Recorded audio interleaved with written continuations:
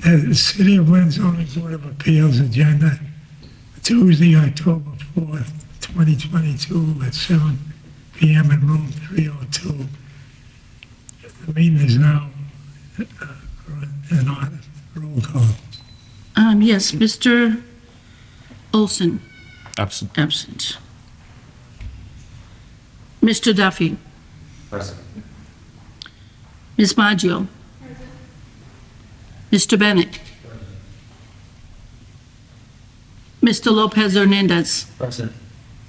Mr. Makua. Yes, present.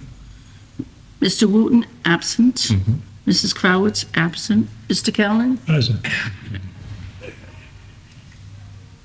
And the meeting from October 4th.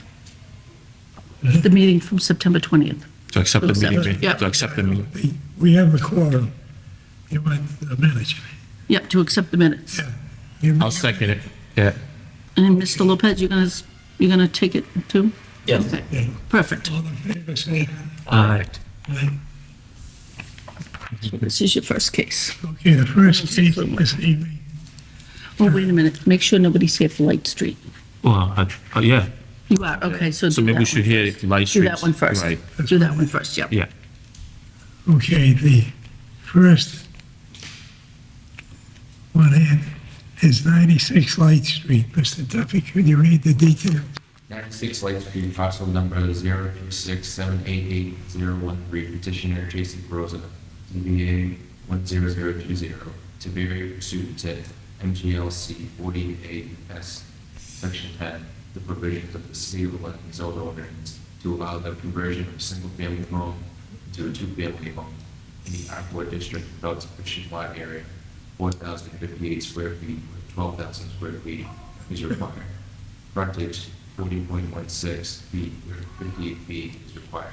The variance request requires the zoning board of appeals to specifically find that the owing to circumstances relating to the soil condition, shape, or topography of such land or structures, and especially affecting such land or structures, are not affecting generally the zoning district in which is located. A legal enforcement of the provisions of the ordinance would involve substantial hardship, financial or otherwise, to the petitioner, and desirable relief may be granted without substantial detriment to the public good and without nullifying or substantially derogating from the intent or purpose of such ordinance. Thank you. Right. So we have a letter here from him asking to continue the case. Yeah, there's a letter here. Yeah. The petitioner has asked the board to continue this, and we have a letter here. Can you read it, Mr. Duffy? No, it's private, so just, he wants to continue the case. Oh, all right. So the next meeting? Yes, October 18th. Yeah, I have a motion. What? Is that what you, is that what he October wanted? 18th, that's when I'm having it. Okay. Mr. Lopez, are you? Yeah, I move to Okay, continue. thank you. Mr. Bennett, move to continue?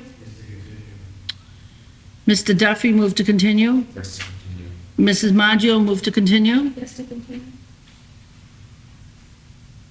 There's 6. Mr. Lopez Hernandez, move to continue? Yes, to continue. Yeah, let's continue. And Mr. Callen? Yes. Yeah. The motion that has been continued till the next regular meeting. So next month. Oh, actually, no, Did it's you get something October. in the mail? Are you Yeah. a butter? Did you get something in the mail? For this one, I did. Yes, okay. For the other one, So you will get it in the mail, okay? Okay. Thank you for coming down. All right. You all set? If you, yeah. You're all that's it. set. for 97 Main Street? Yeah, that's it. 96, yeah. Yeah, just. We only hearing it today, next meeting, Okay. okay? One of a 3-minute recess. Okay. You ready? Okay, we'll resume the meeting. The next case is 106 Linwood Street. Mr. Duffy, could you read the details? 106 Linwood Street, parcel number 555-234-042. Petitioner Paul S. Fleming by his attorney, Samuel Vitality, ZPA 10021. To bear pursuant to the Mass General Law, Chapter 40A, Section 10, the provisions of the City of Lynn ordinance to allow the construction of an accessory structure, private garage to the pre-existing non-conforming single-family dwelling in the R2 district with a maximum building area 37%, with 30% as the maximum.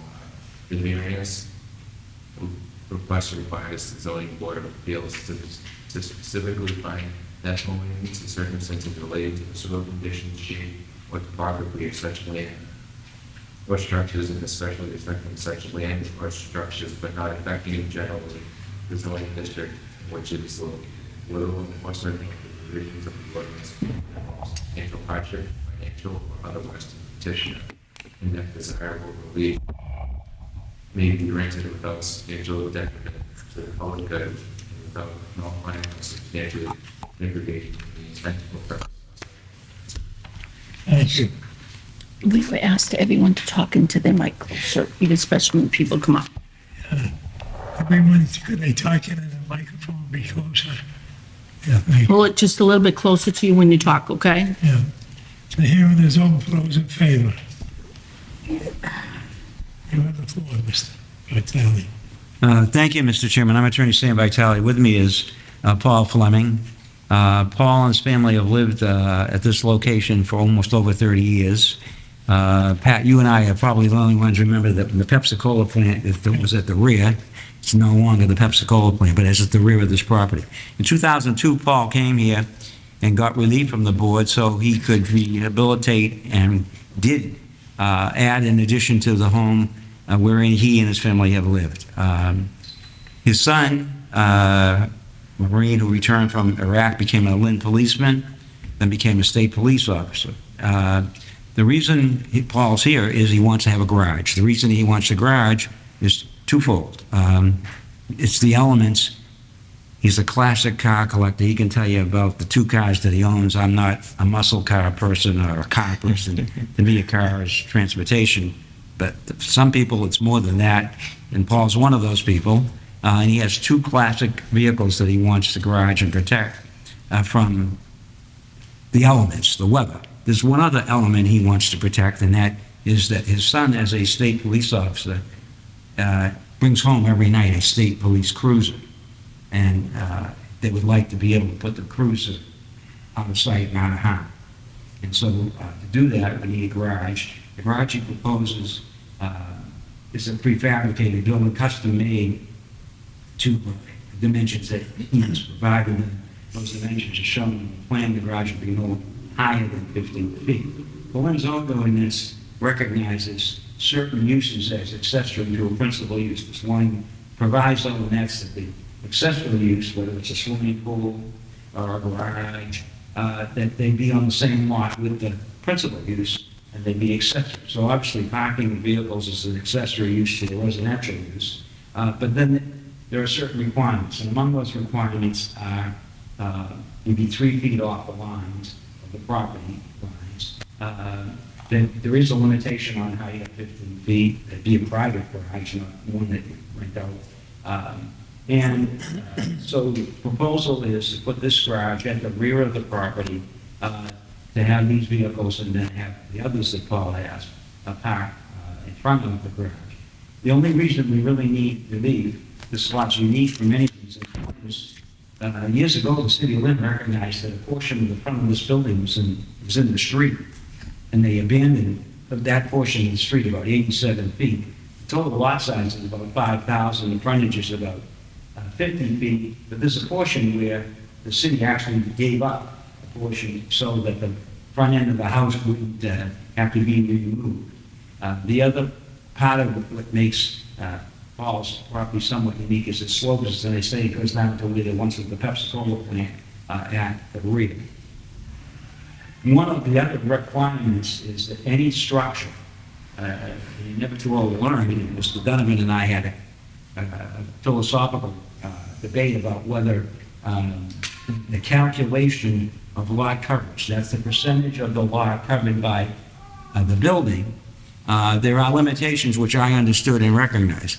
I understood and recognized that to be what I thought was the principal building, or if you attach something to the principal building, then that would be the percentage you would take of the lot. But Mr. Donovan rightly pointed out to me that it says buildings, and therefore a garage is a building, and when you add the coverage of the garage and the coverage of the home, where the home was only 21%, when you add the garage, it now becomes 37%, and the ordinance says you're not to cover more than 30%. So it's that 7% that brings us here, because we exceed that one-dimensional requirement that pertains in the two-family district. And so that's the relief we're seeking, is to put the garage in. When we calculate its lot coverage and the coverage of the existing home with the addition which the board approved in 2002, we exceed the 30%. So that's the relief we're seeking. The reason we're seeking it, as I said at the outset, was he has some valuable classic cars, and we want to also take off the roadway and keep out of sight of the Canton State Police Cruiser. I'd be glad to answer questions, and Paul's here and can explain. Any questions from the board? Mr. Vitale? No questions? So just quick question. So you'll be, in total, you'll be able to park roughly 6 to 8 cars? No, just, The 2 inside, the 2 that you're showing outside? right.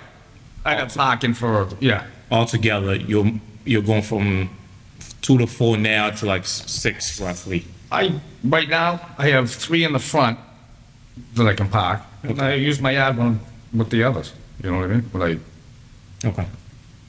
Okay, thank you. Anyone else here in favor of this petition? Thank you. Anyone else here in favor of this petition? Hearing none, I close hearing for those in favor, none for those opposed. Anyone here opposed to this petition? Anyone here opposed to this petition? Hearing none, I close hearing for those opposed. Those wish to oppose. Make a motion to grant? Motion to grant. Here a second. Second. Second. Call the roll. Mr. Bennett? Yes, the grant. Mrs. Maggio? Yes, the grant. Mr. Lopez Hernandez? Yes, the grant. Mr. McCoy? Yes, to grant. And Mr. Callen? Yes, the grant that has been approved by unanimous vote. Thank you. thank you very much. Yep. Good luck. Nope. There's no more business, a motion adjourns in order. Thank you. To short You? Yeah.